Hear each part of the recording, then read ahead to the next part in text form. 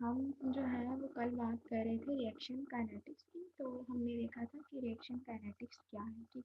तो reaction kinetics में बच्चे अगर बात की जाए तो हमने कहा था कि किसी भी केमिकल रिएक्शन के अंदर हमने जब देखना है कि उस रिएक्शन का रेट क्या है, उस रिएक्शन के रेट की जो स्टडी है कि आया कि जो रिएक्शन है वो स्लो हो रहा है, आया रिएक्शन फास्ट हो रहा है, कहता है कि उस सारी जो स्टडी है उसको हमने क्या कहा था, रिएक्शन काइनेटिक्स कहा था। मतलब कौन कौन से फैक्टर्स हैं जिनके चेंज होने से रिएक्शन का रेट क्या हो रहा है, चेंज हो रहा है, ठीक है।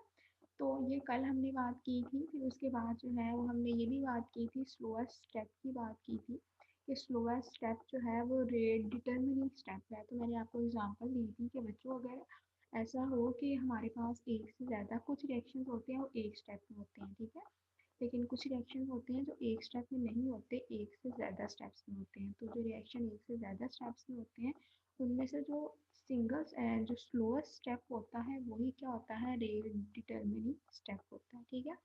तो यहाँ पर हमने यही देखना है, यहाँ पर हमारा जो कंसर्न है वो रिएक्शन का रेट है। वो कहता है कि हम ये रिएक्शन काइनेटिक क्यों पढ़ रहे हैं, क्या वजह है कि हम रिएक्शन काइनेटिक पढ़ रहे हैं।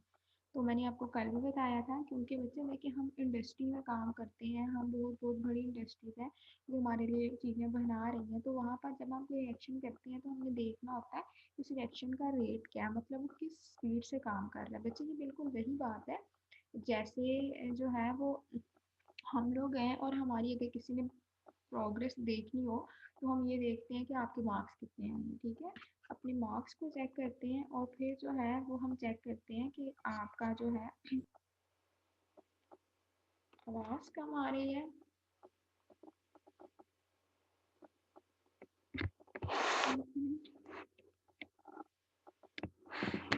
मैक्सिमम है बच्चे। अच्छा, चले मैं कोशिश करती हूँ थोड़ा ऊंचा बोलने की। तो मैं ये बात कह रही थी कि रिएक्शन रेट जो है वो हम इसकी बात करें कि रिएक्शन काइनेटिक्स को हम पढ़ते हैं। रिएक्शन काइनेटिक्स क्या है, जिसमें हम ये स्टडी करते हैं कि रिएक्शन का रेट क्या है, मतलब कि स्पीड से रिएक्शन हो रहा है और फिर कौन कौन से फैक्टर्स हैं जिनके चेंज होने से रिएक्शन का रेट भी क्या हो जाएगा, चेंज हो जाएगा, ठीक है। तो हमने इस चैप्टर में यही पढ़ना है। कल हमने रिएक्शन काइनेटिक की डेफिनेशन की थी, फिर मैंने आपको 3 एग्जांपल्स बताई थी। आज जो है वो हमने ये पढ़ना है कि कैसे रिएक्शन जो है फर्दर प्रोसीड करेगा, ठीक है। तो हम बात कर रहे थे रेट डिटर्मिनिंग स्टेप्स की। तो कहता है कि जो स्लोअर स्टेप होता है, अगर रिएक्शन एक से ज़्यादा स्टेप्स में होगा तो जो सबसे स्लोअर स्टेप होगा वो क्या कहलाएगा, रेट डिटर्मिनिंग स्टेप कहलाएगा, ठीक है। तो किसी भी इंडस्ट्री के लिए, किसी भी प्रोसेस को चेक करने के लिए कि आया कि वो रिएक्शन कितना अच्छा हो रहा है, तो हमने क्या देखना होता है, उसका रिएक्शन है रेट, ठीक है।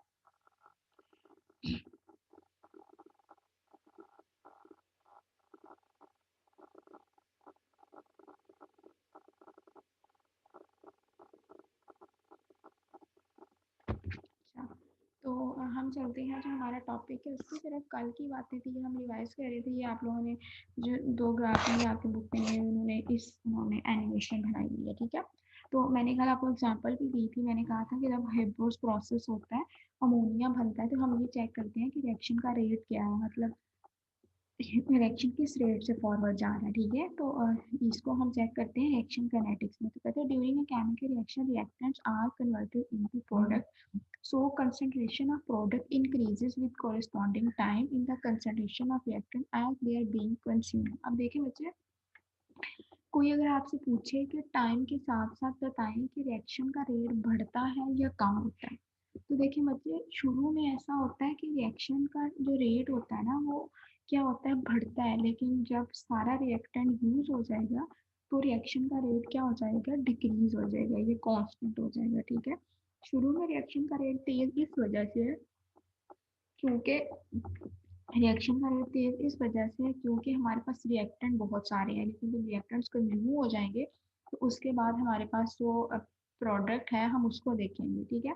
तो सबसे पहले हमने देखना है कि रेट है क्या, मतलब रिएक्शन का रेट क्या होता है। हम अगर कोई हमें कहे कि डिफाइन करें रिएक्शन के रेट की तो वो क्या है, ठीक है। कहता है in this situation is explain graphically as for reactant A which is changing irreversible to the product B. अब मतलब देखिए एक रिएक्शन होते हैं रिवर्सिबल और एक रिएक्शन होते हैं इरिवर्सिबल। आप लोग चैप्टर 8 पढ़ लो। तो रिवर्सिबल रिएक्शन होते हैं जो फॉरवर्ड भी मूव करते हैं और बैकवर्ड भी, जिनकी दो डायरेक्शन होती हैं, हम उनको रिवर्सिबल रिएक्शन बोलते हैं, ठीक है। और इरिवर्सिबल रिएक्शन वो होते हैं जो सिर्फ एक डायरेक्शन में जाते हैं, ठीक है। तो हमने देखना है कि कौन से रिएक्शंस हैं।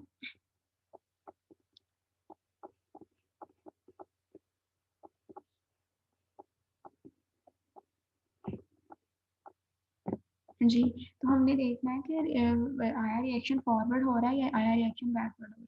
तो कहता है कि हमने यहाँ पर इरिवर्सिबल रिएक्शन होना, मतलब जो एक ही डायरेक्शन में जा रहा हो, दो डायरेक्शन में ना जा रहा हो। आपको पता तो होगा रिवर्सिबल और इरिवर्सिबल में क्या डिफरेंस है, ठीक है।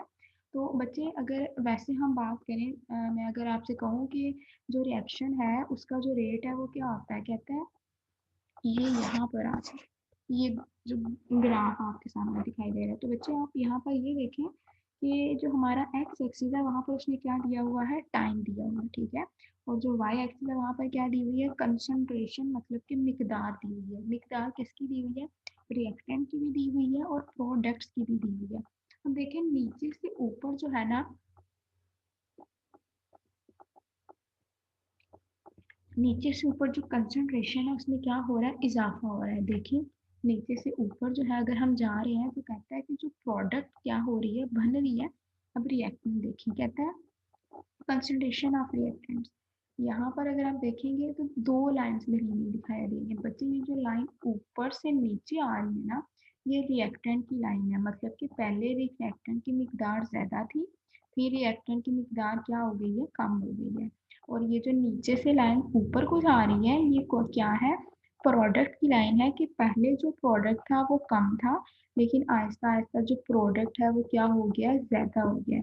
और फिर लाइन जो है सीधी हो गई है, दोनों लाइन से कहते हैं कि लाइन सीधी होने का मतलब ये है कि रिएक्शन रेट कांस्टेंट हो गया, मतलब दोनों के जो रेट है वो इक्वल हो गए, क्योंकि रिएक्टेंट्स जितने थे वो सारे कंज्यूम हो गए हैं। जब रिएक्शन सारे ही कंज्यूम और रिएक्टेंट सारे ही कंज्यूम हो गए हैं तो कहता है उससे क्या होगा, हमारा जो रिएक्शन है, रिएक्शन रेट है वो क्या हो जाएगा, कांस्टेंट। मैं एक ग्राफ आपको ऐसे समझाना चाह रही हूँ, ऑल थोड़ा मुश्किल हो जाता है समझाना, लेकिन ये देखा आप ध्यान से देखिए कि वाई एक्सिस पे कंसंट्रेशन है और एक्स एक्सिस पर टाइम है, ठीक है। मतलब कि टाइम के चेंज होने से कंसंट्रेशन मिकदार है, किसकी मिकदार है, रिएक्टेंट्स की भी मिकदार है और प्रोडक्ट्स की भी मिकदार है। अब बच्चे देखें जब रिएक्शन का स्टार्ट होगा तो मुझे जरा सोच के बताएं कि रिएक्टेंट की अमाउंट ज्यादा होगी या प्रोडक्ट की अमाउंट ज्यादा होगी, रिएक्टेंट की ज्यादा होगी ना रिएक्शन के स्टार्ट में। तो कहता है कि जो रिएक्टेंट है वो ऊपर ज्यादा था और ऊपर से ये जो ग्राफ है वो किधर को आ रहा है, नीचे को आ रहा है। तो एक टाइम आएगा कि जो कंसंट्रेशन है वो रिएक्टेंट की वो क्या हो जाएगी, कांस्टेंट हो जाएगी।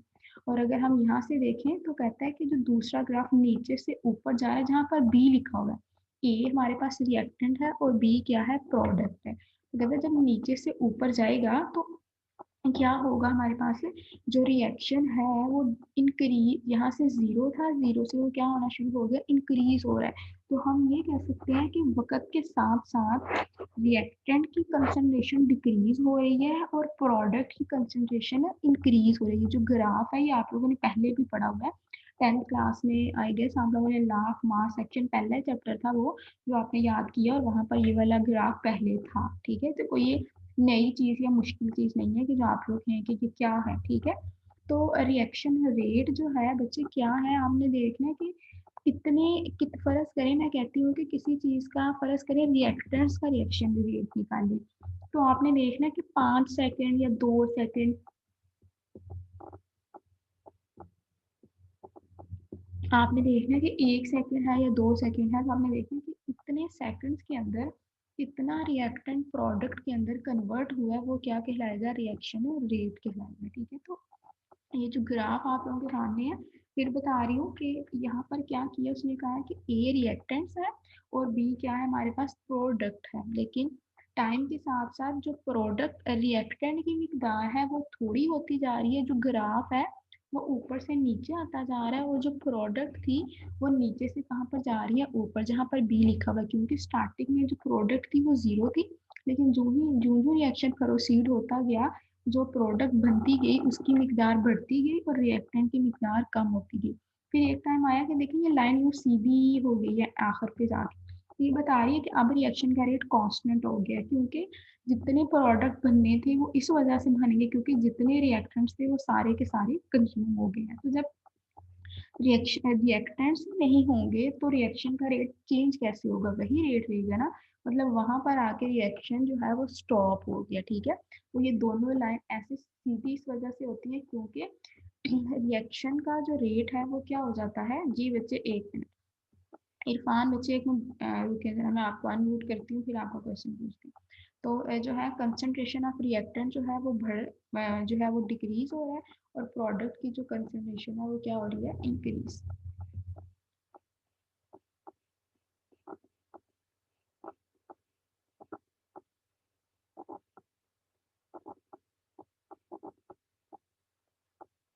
हाँ जी बच्चे, इरफान बच्चे आप क्वेश्चन हैंड रेज कर रहे थे, पूछिए क्या बात है। रिएक्शन रिवर्सिबल है या इरिवर्सिबल? ये रिएक्शन इरिवर्सिबल है, एक डायरेक्शन में जा रहा है, दो डायरेक्शंस में नहीं जा रहा। आपने ऊपर ही मैंने ये देखे, ये देखें कहाँ पर हमने डिस्कस किया है। देखिए हम कहते हैं कि जब जो है रिएक्शन इरिवर्सिबल होगा, यहीं पर मैंने आप लोगों को यहीं पर लाइन पढ़ाई है। During a chemical reaction reactant are converted in product, so the concentration of product increases with corresponding decrease in the concentration of reactant. के अगर रिएक्टेंट जो है वो डिक्रीज उस वजह से होगा क्योंकि जो प्रोडक्ट है वो क्या होना शुरू हो जाएगी, बढ़ जाएगी। अब ये देखिए वो कहता है this situation is explained graphically, जो नीचे में आया था, for reactant A which is changing irreversibly to the product। तो यहाँ पर जो रिएक्शन है वो इरिवर्सिबल है, सिर्फ एक ही डायरेक्शन में जा रहा है, दो डायरेक्शन में नहीं जा रहा। आपकी बुक पे लिखा हुआ है। जी बच्चे आप क्या पूछना चाह रहे थे।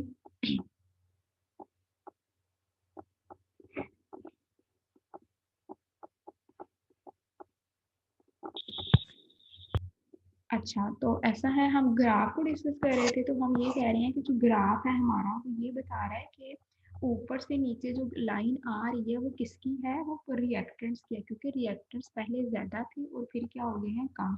और जो लाइन नीचे से ऊपर जा रही है वहाँ पर क्या हो रहा है कि रिएक्टेंट्स पहले नीचे जो थे वो क्या थे, ज़ीरो थे, लेकिन टाइम के साथ साथ जो प्रोडक्ट बनती गई वो बढ़ती गई, तो इस तरह से उसकी वैल्यू ऊपर जाती गई। ठीक है, तो अगर हम बुक को देखें तो कहते हैं, ये इसी ग्राफ की बात कर रहा है जो अभी हमने डिस्कस किया। वो कहता है कि the slope of the graph और the reactant or product is steepest at the beginning. Steepest होता है कि वो इतनी उसमें ढलवान नहीं आई, उसमें जो है ना इतना चेंज नहीं आया शुरू में, मतलब अभी स्टार्ट होने तक। लेकिन कहता है this show a rapid decrease in the concentration of reactant and consequently a rapid increase in the concentration of product। कहता है फिर अचानक से क्या हो गया, जो हमारा जो लाइन है वो क्या हो गई है, चेंज हो गई। ये देखिए कहता है स्टार्टिंग में ये स्टीपेस्ट है कि फौरन से क्या आया, जो कंसंट्रेशन थी रिएक्टेंट और प्रोडक्ट की वो चेंज हो गई है। तो कहता है उससे उसके चेंज होने से ये जो शेप है उसकी वो क्या हो गई है, स्टीपेस्ट हो गई है, थोड़ी वाजी हो गई है। लेकिन कहता है as the reaction produce the slope become less steep indicating that the reaction is more slowing down with time.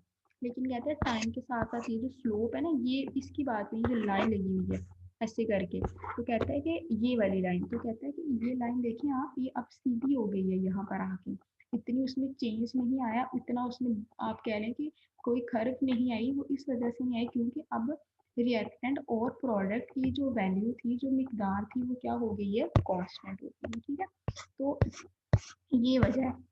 It's mean that rate of reaction is changing every moment. इसका मतलब है, कहता है कि रिएक्शन का रेट हर time क्या होता रहता है, चेंज होता रहता है। तो बिल्कुल ऐसे ही है, क्यों चेंज होता रहता है, क्योंकि रिएक्टेंट्स की मिकदार चेंज है, तो जब रिएक्टेंट्स चेंज है तो प्रोडक्ट भी क्या होगी, चेंज होगी। The following curve for the reactant should touch the time axis in the long run.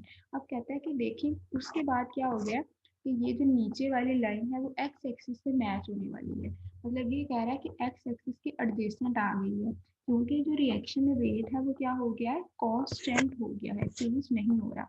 This is the stage of completion of reaction. कहते हैं जब ये वाली लाइन आएगी ना, मतलब दोनों लाइन सीधी हो जाएगी, जहाँ स्टार्ट वाली लाइन सीधी नहीं था, हम उसको स्टीप कह रहे थे, लेकिन कहता है कि एंड पर जो दोनों लाइन्स हैं बच्चे वो सीधी हो गई हैं, तो कहते हैं इसका मतलब है कि रिएक्शन मुकम्मल हो गया है, इसके बाद मजीद रिएक्शन नहीं होगा, क्योंकि जितने रिएक्टेंट्स थे वो सारे के सारे यूज़ हो गए हैं। जब रिएक्टेंट्स ही यूज़ हो गए हैं तो उसके बाद हमारे पास रिएक्शन नहीं होगा, क्योंकि रिएक्टेंट हो तो रिएक्शन होता है। कहता है अब अगर रिएक्शन के रेट को डिफाइन किया जाए तो बच्चे बिल्कुल वैसे ही है। रेट जब हम किसी भी चीज़ की बात करते हैं, आपने ये बात याद रखनी है किसी भी टर्म में, फिजिक्स में, कहीं पर भी, तो जब हम रेट की बात करते हैं तो हम किसी भी चीज़ को उसके टाइम से क्या करते हैं, डिवाइड कर देते हैं।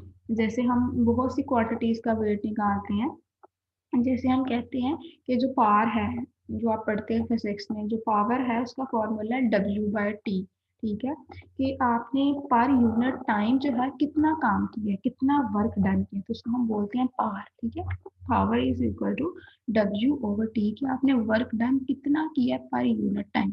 तो कहता है कि जो भी किसी भी चीज़ का जो रेट होगा ना, वो क्या होगा कि हमने देखना है कि किसी ने किसी प्रॉपर टाइम में कितना काम किया। ठीक है, तो जो रेट ऑफ रिएक्शन है उसको अगर डिफाइन करना हो तो देखना है कि प्रोडक्ट की मिकदार में या रिएक्टेंट की मिकदार में कितना चेंज आया है, किसके अकॉर्डिंग, टाइम के साथ साथ। ठीक है बच्चे, ये पढ़ लें, फिर आप लोगों के हैंड क्वेश्चन का आंसर करती हूँ, आप क्वेश्चन लिख लें। तो कहता है कि ये जो रिएक्शन का रेट है वो क्या होता है कि हमने ये देखना है कि आया कि प्रोडक्ट कितनी इंक्रीज हो रही है और रिएक्टेंट कितना डिक्रीज हो रहा है टाइम के साथ साथ। फर्ज करें, आपने देखना है कि 1 सेकंड के अंदर कितना रिएक्टेंट प्रोडक्ट के अंदर चेंज हुआ, तो ये क्या कहलाएगा, रिएक्शन रेट कहलाएगा। या आपने ये देखना है कि 1 सेकंड के अंदर अंदर कितना रिएक्टेंट जो है वो इस्तेमाल हो रहा है, तो वो क्या कहलाएगा, रिएक्शन रेट कहलाएगा। ठीक है बच्चे, तो ये वाला जो ग्राफ था वो हमने डिस्कस कर लिया। उसके बाद अगर हम रिएक्शन के रेट की बात करें तो कहता है, अगर इसके फॉर्मूला की बात करें तो कहते हैं क्या है, the rate of reaction has the unit of concentration divided by time. सही बात है, कहते हैं कि अगर रेट ऑफ रिएक्शन निकालना है तो हमने देखना है कि किसी भी कंसंट्रेशन में, खा वो रिएक्टेंट की हो, खा वो प्रोडक्ट की हो, इन दोनों में से किसी की भी हो सकती है, उसका जो मिकदार है वो कितने टाइम में वो चेंज आया। तो जो कंसंट्रेशन का यूनिट होता है ये आप लोगों ने पीछे पढ़ा हुआ है, मोल पर डेसीमीटर क्यूब है। ठीक है, तो ऊपर हमने मोल पर डेसीमीटर क्यूब लिखा और जो टाइम का यूनिट है वो सेकंड है, तो जो रिएक्शन का रेट आ गया वो क्या आ गया, मोल पर डेसीमीटर क्यूब पर सेकंड।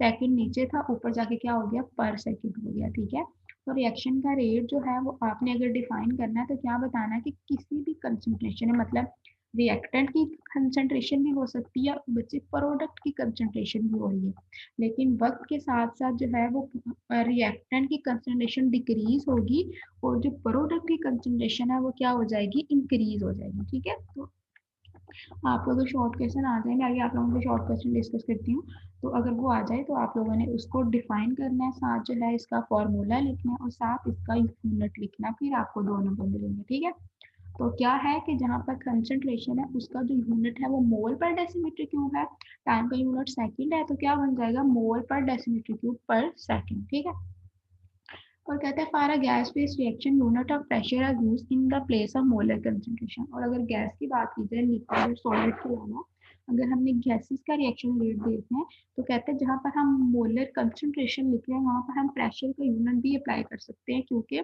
गैसेस के अंदर जो प्रेशर होता है वो एप्रिशिएबल होता है, हमने पीछे देखा था। ठीक है, तो कहता है it follows from the graph that change in concentration of reactant A or the product B is much more at the start and then it changes gradually, decreases। अब देखिए बच्चे, स्टार्टिंग में क्या था, वो कहता है कि जो स्टार्ट था तो कहते हैं उस टाइम जो रिएक्शन का रेट था वो क्या था, कहते हैं वो reactant the change in concentration of reactant A और the product B is much more. कहते हैं स्टार्टिंग में ज्यादा जो है वो रिएक्शन बढ़ा हुआ था, लेकिन टाइम के साथ साथ जब रिएक्टेंट कंज्यूम हो गया तो जो प्रोडक्ट फॉर्मेशन है वो क्या हो जाएगी, डिक्रीज हो जाएगी। ठीक है, जब हमने कहा कि कांस्टेंट वैल्यू आ गई, ये जो ग्राफ में दोनों लाइंस इक्वल आ रही है ना बच्चे, ये दोनों लाइंस इक्वल आने का मतलब ये है कि अब यहाँ पर रिएक्शन रेट कांस्टेंट हो गया। तो ये देखें, अब उसने कहा है कि so reaction rate decreases with time, वक्त के साथ साथ जो रिएक्शन का रेट है वो क्या होना शुरू हो जाएगा, डिक्रीज करना शुरू हो जाएगा, मतलब कम हो रहा है, क्योंकि रिएक्टेंट क्या हो रहे हैं, कम है। It never remain uniform during different time periods. कहता है किसी भी टाइम, ये नहीं है कि हर टाइम रिएक्शन का रेट कांस्टेंट होगा, हर हर टाइम हर सेकंड के साथ साथ रिएक्शन का रेट डिफरेंट होगा। ठीक है, किसी सेकंड में रिएक्टेंट जो है वो ज़्यादा इस्तेमाल हो रहे होंगे, किसी में थोड़े से कम इस्तेमाल हो रहे होंगे। इस वजह से हमने कहा है कि जो रिएक्शन का रेट है वो डिफरेंट होगा डिफरेंट टाइम में। It decreases continuously till the reaction ceases, cease होता है स्टॉप होना। कहते हैं ये उस टाइम तक काम जारी रहेगा जब तक जो है वो क्या नहीं हो जाता, जब तक जो है रिएक्शन हमारा स्टॉप नहीं हो जाता, जब तक सारी की सारा जो रिएक्टेंट है वो प्रोडक्ट में चेंज नहीं हो सकता। तो रेट ऑफ रिएक्शन का फॉर्मूला मोल पर डेसिमीटर क्यूब, इसका यूनिट है कंसंट्रेशन का, सेकंड किसका यूनिट है टाइम का। तो फॉर्मूला जो इसका यूनिट हो गया रेट ऑफ रिएक्शन का वो क्या है, मोल पर डेसिमीटर क्यूब पर सेकंड।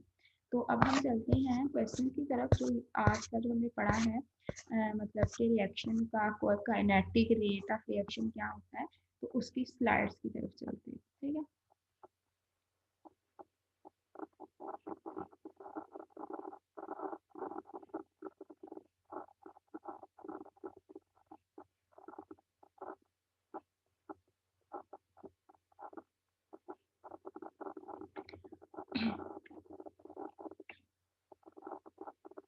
तो बच्चे सबसे पहले जो है वो आप लोग देख रहे हैं रेट ऑफ रिएक्शन को। ठीक है, तो ये आपके सामने है रेट ऑफ रिएक्शन की जो डेफिनेशन है वो मैंने लिख दी है, बिल्कुल वही डेफिनेशन है जो आपकी बुक पे लिखी हुई थी। Rate of reaction is defined as the change in concentration of reactant और product in the divided by the time taking, कि कितना टाइम हमें लगा है रिएक्टेंट को या प्रोडक्ट को चेंज होने में। ठीक है, और कहता है कि अगर इसका फॉर्मूला है तो वो बुक पे लिखा हुआ था, वही अभी हमने डिस्कस किया, change in the concentration of substance divided by time taken for change. ठीक है, और अगर इसका हमने यूनिट निकालना हो तो मोल पर डेसीमीटर क्यूब है और साथ टाइम का यूनिट सेकंड है, तो क्या हो जाएगा मोल पर डेसीमीटर क्यूब पर सेकंड। ठीक है, अब कुछ पॉइंट्स बना दिए मैंने कहा है कि जो रिएक्शन का रेट है वो टाइम के साथ साथ क्या होता है, डिक्रीज होता है। ठीक है, स्टार्टिंग में बहुत तेज रिएक्शन जाएगा लेकिन फिर कांस्टेंट हो जाएगा। ठीक है, it never remain uniform during different time period, और हर टाइम पीरियड में रिएक्शन का रेट चेंज होगा, सेम नहीं होगा।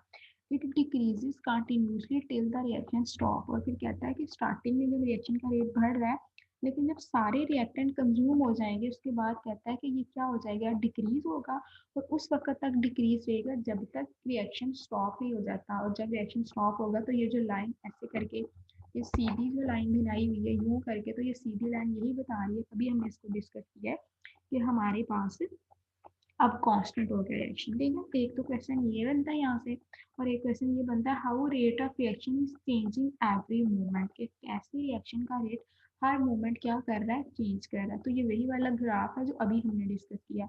यहाँ पर उसने ए और बी किया था, मैंने दो दो रिएक्टेंट्स कर दिए, सी और ए को मैंने एक रिएक्टेंट कर दिया, और जो प्रोडक्ट बन रही है वो मैंने कहा है बी और डी है। ठीक है, तो आप यहाँ पर ये देख रहे हैं कि ये जो हमारे पास रिएक्टेंट्स हैं सी और ए, यहाँ पर वो ऊपर से नीचे को क्या हो रहे हैं, डिक्रीज, और ये जो प्रोडक्ट है वो जीरो से स्टार्ट करके ऊपर क्या हो रही है, इंक्रीज। इसका मतलब है टाइम के साथ साथ अगर पहले स्टार्टिंग में रिएक्टेंट जो थे वो ज्यादा थे तो और फिर एंड पे रिएक्टेंट्स क्या हो जाएंगे, कम हो जाएंगे, रिएक्टेंट जीरो हो जाएंगे, लेकिन जो प्रोडक्ट हमारे पास फॉर्मेशन है वो हमारी इंक्रीज होगी। लेकिन एक टाइम आएगा कि वो भी क्या हो जाएगी, कांस्टेंट, क्योंकि रिएक्टेंट जब सारे के सारे यूज हो जाएंगे उसके बाद रिएक्शन के रेट में चेंज नहीं आएगा, वहां पर रिएक्शन स्टॉप हो जाएगा। तो कहते हैं during the chemical reaction the reactant are converted into product, so the concentration of product increases with corresponding decrease in the concentration of reactant. कहते हैं टाइम के साथ साथ क्या होता है कि जो प्रोडक्ट की कंसंट्रेशन है वो तो बढ़ेगी, लेकिन उसी टाइम जो रिएक्टेंट की कंसंट्रेशन है वो बच्चों क्या हो जाएगी, डिक्रीज।